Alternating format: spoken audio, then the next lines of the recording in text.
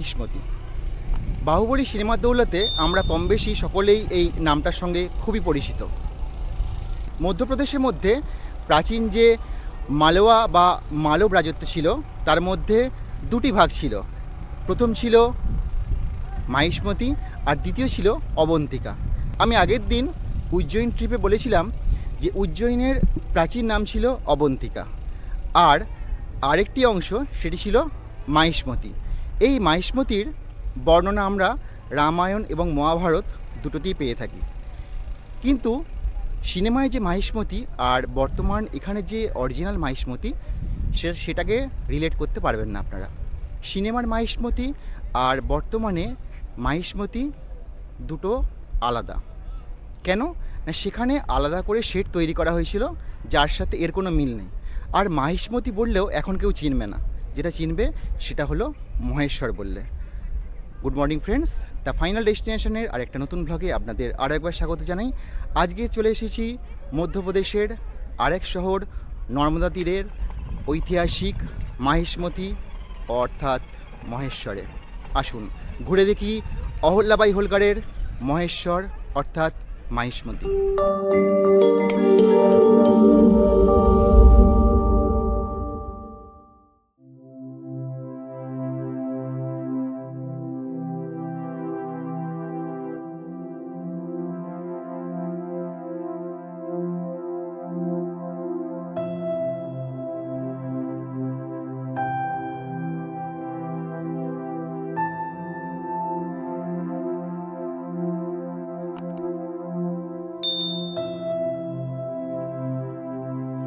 নর্মদা তীরের এই ঘাটকে দেখে প্রাথমিকভাবে বারাণসীর ঘাট মনে হলেও এটি মহেশ্বর দুর্গের সেই বিখ্যাত প্রবেশদ্বার। হোলকার রাজবংশ 18 শতকে এই দুর্গটি নির্মাণ করেছিলেন, তাই এই দুর্গ হোলকার দুর্গ বা মহেশ্বর দুর্গ নামে বেশি পরিচিত। মহারানী অহিল্যাবাই হোলকার 1765 থেকে 1796 পর্যন্ত এই মহেশ্বরকে শাসন করেছিলেন এবং তার সময়তেই এই মহেশ্বর দুর্গ তৈরি হয়েছিল। মালওয়াদের বিখ্যাত এই রানী অহিল্যাবাই হোলকার তিনি এখানে একসময় বসবাস করতেন এবং তার জন্য এই ফোর্ট বা দুর্গকে অনেকে অহিল্যা ফোর্ট নামেও পরিচিত। আপনারা হয়তো ঘাট দেখে অনেকেই চিনতে পারছেন, বহু হিন্দি সিনেমার শুটিং এই ঘাটে হয়েছে। সাম্প্রতিককালে দাবাং 3, মণিকর্ণিকা, প্যাডম্যান, এছাড়া আরও অনেক হিন্দি সিনেমার শুটিং এই ঘাটে হয়েছে।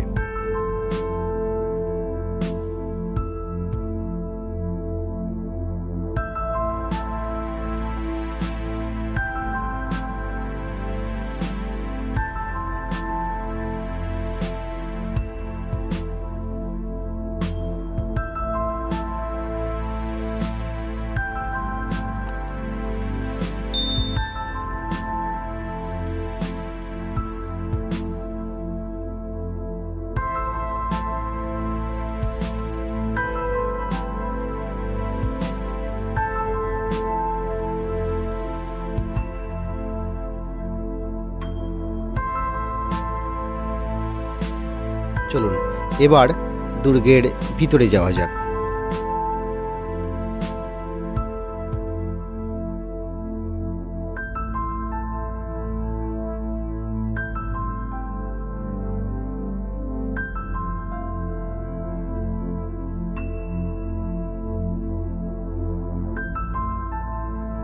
এটি দুর্গের ভিতরের প্রাঙ্গণ। এই প্রাঙ্গণে কয়েকটি মন্দির নির্মাণ করেছিলেন অহিল্যাবাই হোলকার তাঁর রাজত্বকালে। এই মন্দিরগুলি ছাড়িয়ে তার বাসভবন আরও ভিতরের দিকে, সেটা আমি ক্রমশ দেখাবো।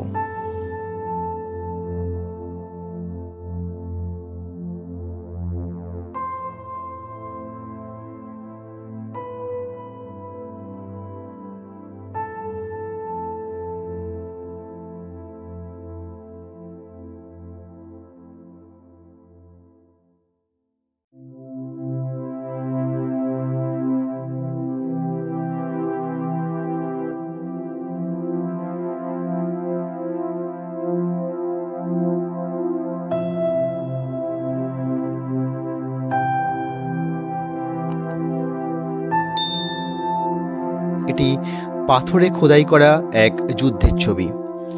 আমরা বাংলায় অনেক সময়ই পোড়ামাটির মন্দির বা পোড়ামাটির শিল্প আমরা দেখেছি, কিন্তু এখানে পাথরকে ছেনি হাতুড়ির সাহায্যে কেটে কিভাবে তার আকার দেওয়া যায়, তার আকৃতি দেওয়া যায় এবং সুন্দর সুন্দর শিল্পকর্ম তৈরি করা যায়, তার কিছু নিদর্শন এখানে দেখা যায়।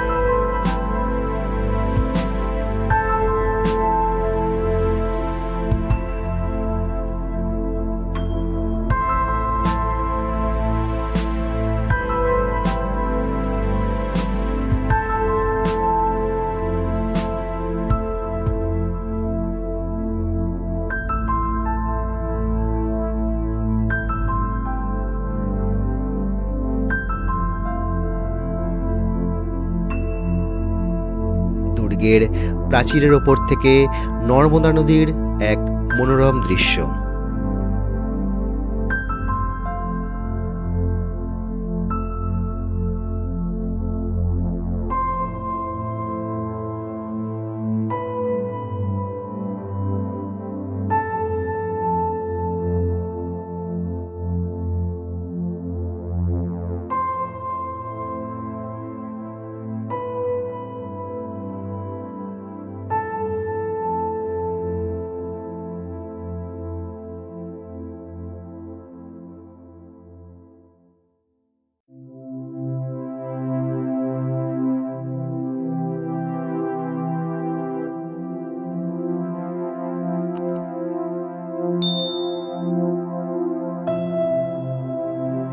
এবার যাওয়া যাক রানী অহিল্যাবাইয়ের বাসভবনের দিকে।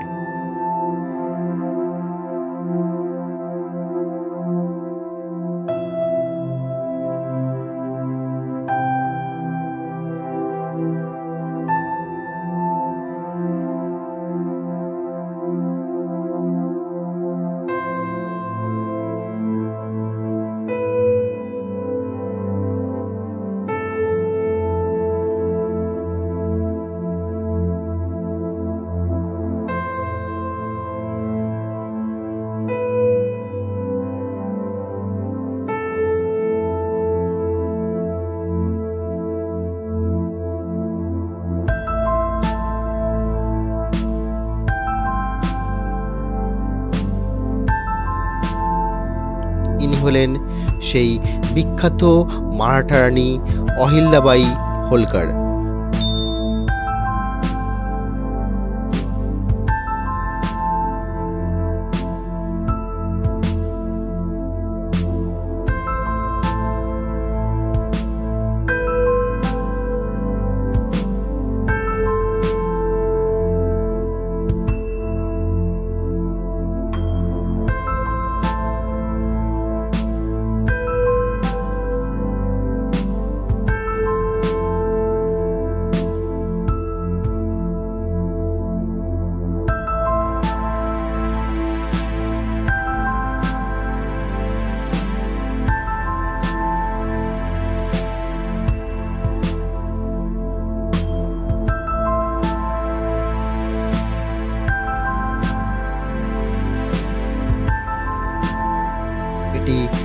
রানীর তৎকালীন বাসভবন।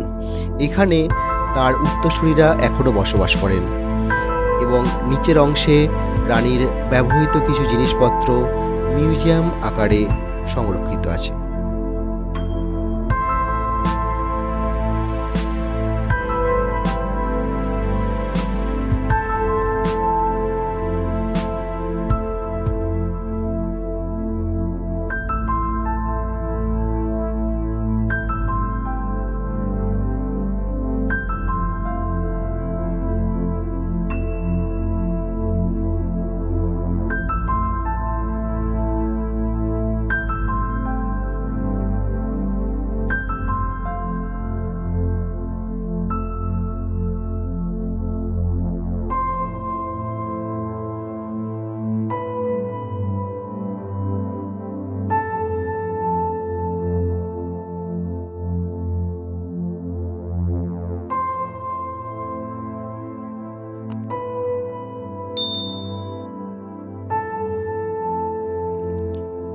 এইগুলি খুব ছোট ছোট শিবলিঙ্গ।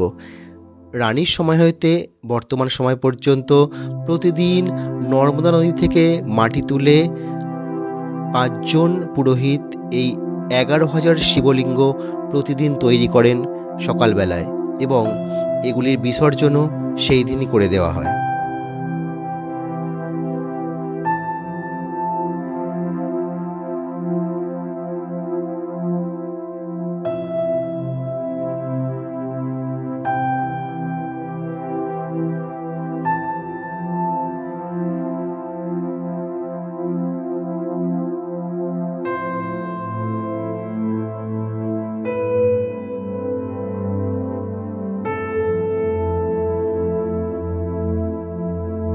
এটি রানী অহিল্যাবাই হোলকারের হাতে রচিত সিদ্ধবট। এটি খুব ভালো করে লক্ষ্য করলে দেখতে পাবেন এখানে অনেক কিছু ধনরত্নের মাঝে আছে শ্রীকৃষ্ণের একটি স্বর্ণ নির্মিত দোলনা।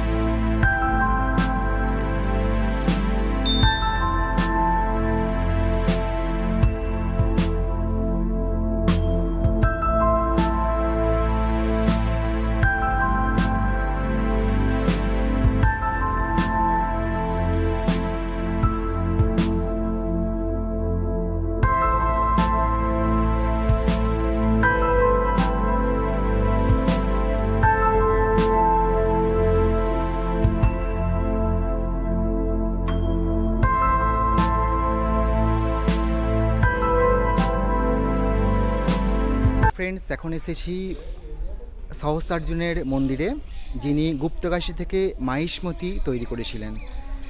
মাহিষ্মতির পরে নাম হয়েছিল মহেশ্বর।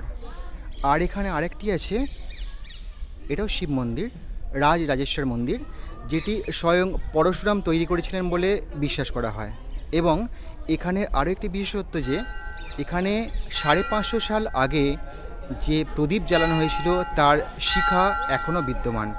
ভিতরে আমি এখন দেখাতে পারছি না, ভিতর থেকে গিয়ে ভিডিও আমি তৈরি করে আমি নিশ্চয়ই দেখাবো। রাজেশ্বর মন্দির, যেটা পরশুরাম নিজে হাতে তৈরি করেছিলেন, তার দৃশ্য।